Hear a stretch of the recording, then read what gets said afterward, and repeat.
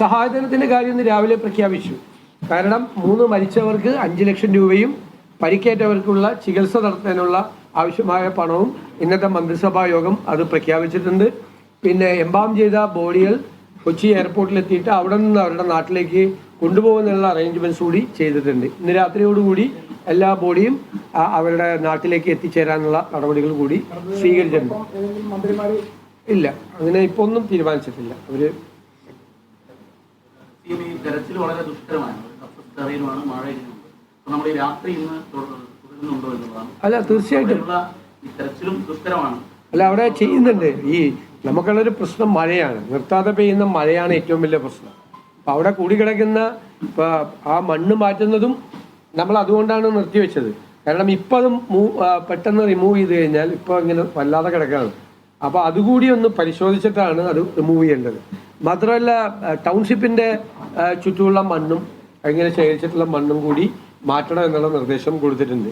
ഇപ്പോൾ പുതിയതായിട്ടുണ്ടാക്കുന്ന ടൗൺഷിപ്പിൻ്റെ അവിടെയും മണ്ണുണ്ട്, അതുകൂടി നീക്കണം എന്ന് അവരുടെ കരാറുകാരോട് ആവശ്യപ്പെട്ടിട്ടുണ്ട്.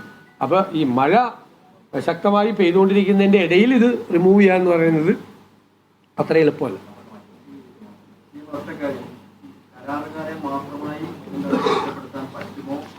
അല്ലല്ല, അത് ഞാൻ പറയില്ല, അന്വേഷണം നടക്കുകയാണ്.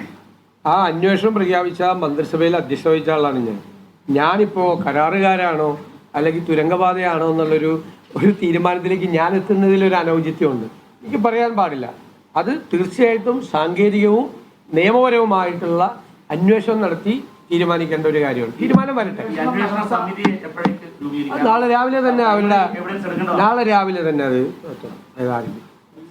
അന്വേഷണം നടത്തുന്നതിന് മുമ്പ് തന്നെ മനുഷ്യനിർമ്മിതമായ ദുരന്തമാണ് ഇത് എന്നൊക്കെ പറഞ്ഞത്. അതല്ല, അത് നമുക്ക് അല്ലല്ല, ഞാൻ പറഞ്ഞിട്ടില്ല. അത് ഇപ്പോൾ അവര് വളരെ ഉത്തരവാദിത്വത്തോടു കൂടിയുള്ള 2 മന്ത്രിമാരെയാണ് നമ്മൾ അവിടെ അയച്ചത്.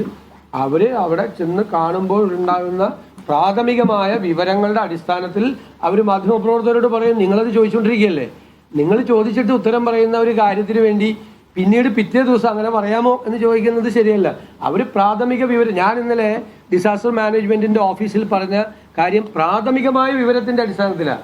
അതിനു മുമ്പ് ഞാനത് സംസാരിക്കുന്നതിന് മുമ്പായിട്ട് ജില്ലാ കളക്ടറുമായിട്ട് ബന്ധപ്പെട്ടു, PWDയുമായി ബന്ധപ്പെട്ടു, പല കേന്ദ്രങ്ങളിലും ബന്ധപ്പെട്ടു, ഡിസാസ്റ്റർ മാനേജ്മെന്റിന്റെ ലൊക്കേഷൻ കണ്ടു.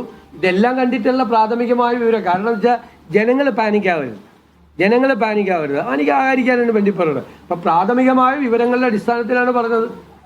ഇല്ലെങ്കിൽ ഞങ്ങൾക്ക് ഇന്ന് മന്ത്രിസഭാ യോഗം കഴിഞ്ഞാൽ തീരുമാനം പ്രഖ്യാപിച്ചാൽ മതിയായിരുന്നു. അങ്ങനെയല്ലല്ലോ ചെയ്തത്.